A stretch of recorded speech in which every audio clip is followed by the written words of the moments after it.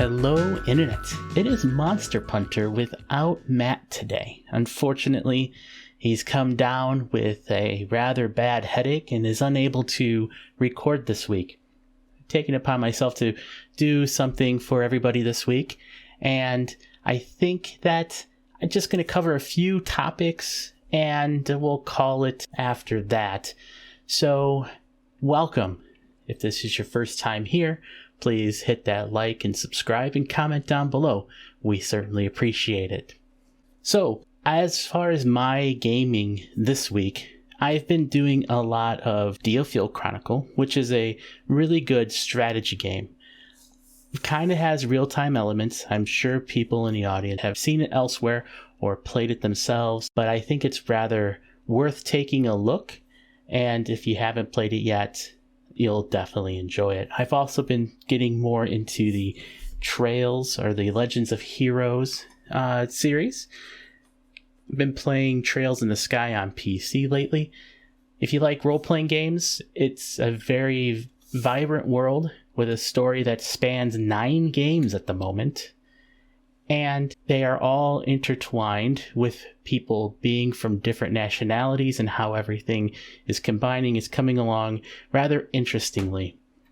Without giving too much away, if you decide to play that first Trails in the Sky game, one of the people you run into early on is a character that you see in the Trails of Cold Steel later, and it's rather interesting how they are part of the story and how everything fits in. So, interesting. Check it out. Especially if it goes on sale, you can get these games pretty cheap nowadays. So, let's get into the meat of what I want to talk about here today. First of all, there's this unfortunate thing where there's this PS2 emulator that's in development for Android. It's the Aether SX2, and they've stopped development on it, unfortunately, because of threats and things that they've gotten. I don't know how many times I have to tell people this, but why would you do this? It doesn't make any sense. They're just trying to bring the PS2 games to as many people as possible. I realize that there's going to be people out there who used to be a lot more like I was, where you say, well, they're not getting anything for this work that they've done. And to a certain degree, that's true. But you have to understand, there's a ton of franchises that are just being ignored now. That their licenses aren't being used at all. So why should we care about the companies getting their money? Because they're obviously not interested in getting it anymore. So I think it's terrible that this person stopped their emulator for the Android, because it's a shame. I want game preservation to be in any form that it possibly can be. Why people do this is beyond me, and I think it needs to stop. These are real people, give them a break. So I just wanted to touch on that real quick, give you my thoughts. The other thing I really want to talk about is something that we talked about a lot on this channel, and that's accessibility. The PS5 is going to get some accessibility controllers, and the thing looks pretty alien, much like the PS5 and everything that it has this gen. Really, I mean, come on, take a look at that console. It's pretty ugly. I use it a lot, but it's pretty darn ugly.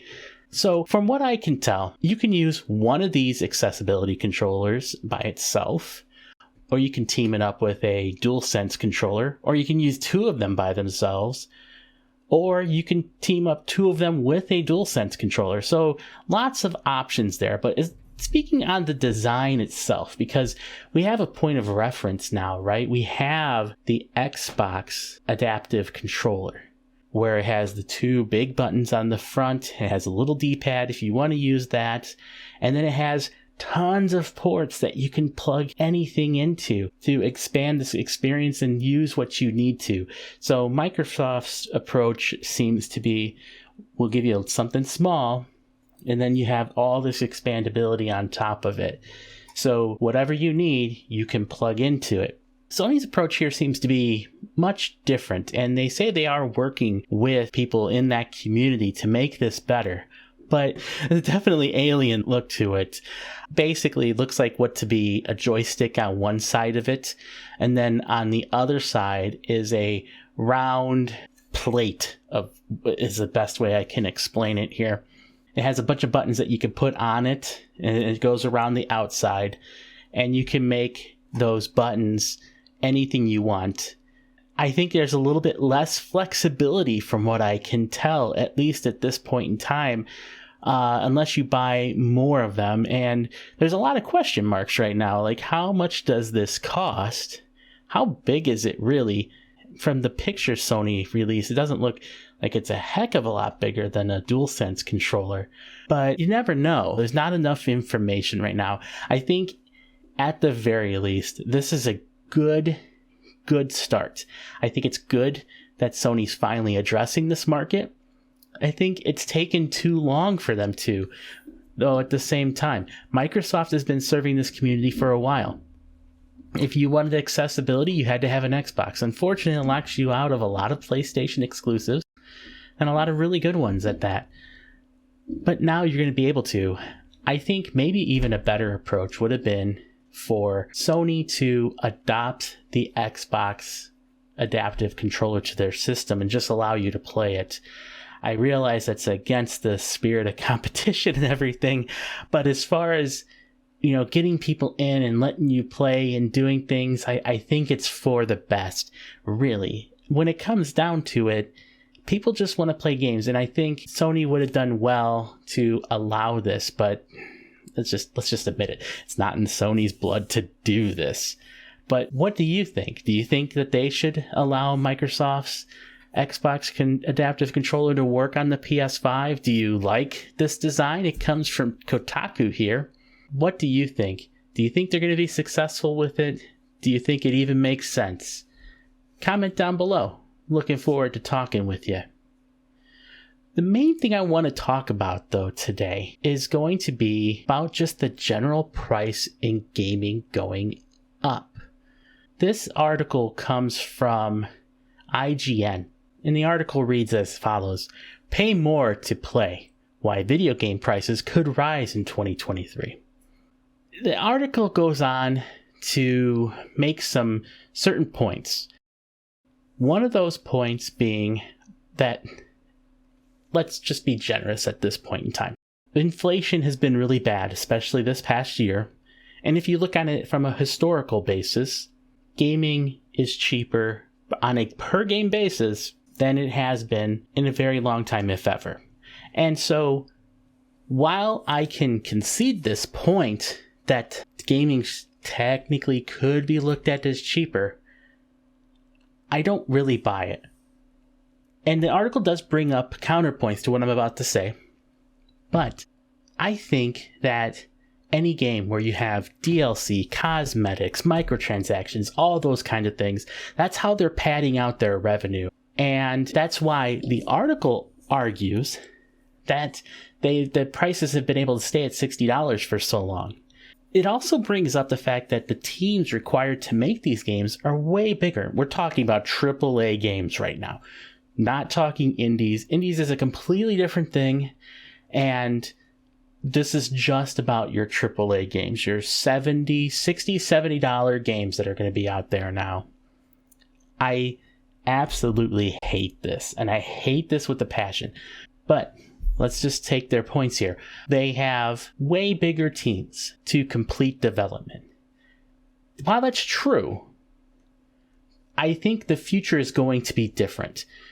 What the article doesn't bring up are things like Unreal Engine 5 and ray tracing. The biggest reason I even bring this up is because ray tracing does a lot for you. There's a lot of time that artists spend putting lights in the environment and getting everything just right. And a lot of that can be solved with ray tracing. It's going to take a little bit for the hardware to get there still, but in the future, this is something that can happen.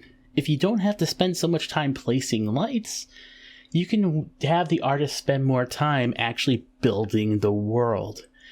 And it saves on development time and costs. I think it's going to be great. And I think we're going to benefit a lot of this from this technology going forward. The other thing I want to bring up as a counterpoint too, as far as these game engines is concerned, is something like Unreal Engine 5. There's also procedurally generated environments and things like that. You're going to see AI driven stuff going forward. So sure, there's going to be games out there where you have someone want to place a tree in this particular spot, story driven stuff that matters. But we have large open worlds in all of our games right now. Well, I shouldn't say all, but you get what I'm saying. That are just filler for you to get from point A to point B. I can't really explain to you how much I hate this sometimes. I'm growing tired of the open world formula myself. And I think something more pointed is something I want to play more and more nowadays.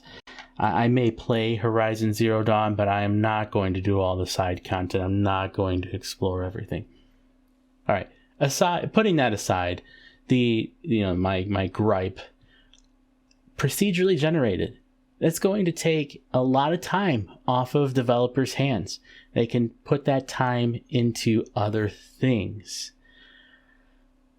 The other thing I want to say is just at launch, all of these games are incomplete. We are always waiting for patches. People who buy games at first, that are the first ones to even do it, usually get the worst version of a game. I hate it. We've mentioned it on the podcast before. And I think it's terrible, but that's the world we live in. I don't know if there's anything we can do about that now. What do you guys think? Do you think that what they're saying and what their reasons for raising the prices are justified? Think about this before you answer, though. They're still going to have microtransactions, DLC, and cosmetics and other things like that in these games. Even if they raise them to $70. Make no bones about it. They're going to keep doing it. So this is just a $10 money grab as far as I'm concerned.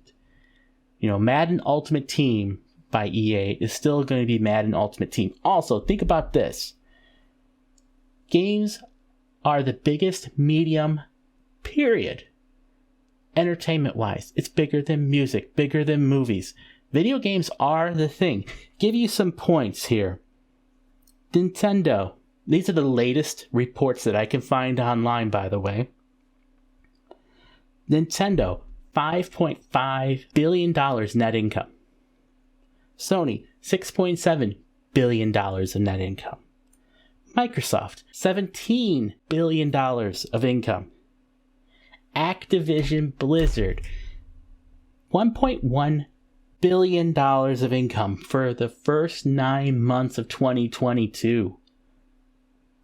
EA, $610 million for 6 months of 2022. Think about this. At the time that these reports came out, Call of Duty wasn't even out yet. The Christmas season hadn't hit. Do these numbers sound like companies who are hard up for more and need the $10 extra on the base price of a game? The market's so much bigger than it was in 1980, 1990, and 2000. You don't need to make as much on a game, let alone those games when they came out, they were complete. You couldn't upgrade them with DLC. What do you guys think? I really want to know, because you're going to stop? No. They're not. They want to win at capitalism. And winning at capitalism is all that matters. They're shareholders and bringing value to them. But genuinely, what do you think? I want to know. Sound off in the comments below. I look forward to having a conversation with you guys. Thank you so much for listening. Thank you so much for everything you've done. Smash that like button, subscribe, ring the notification bell, and let us know what kind of job we're doing. You can reach us on Twitter. I'm at monster_punter, and Matt is at MattFinishGames. contact us. Let us know. Let's start a dialogue. You guys enjoy the rest of your day. Take care.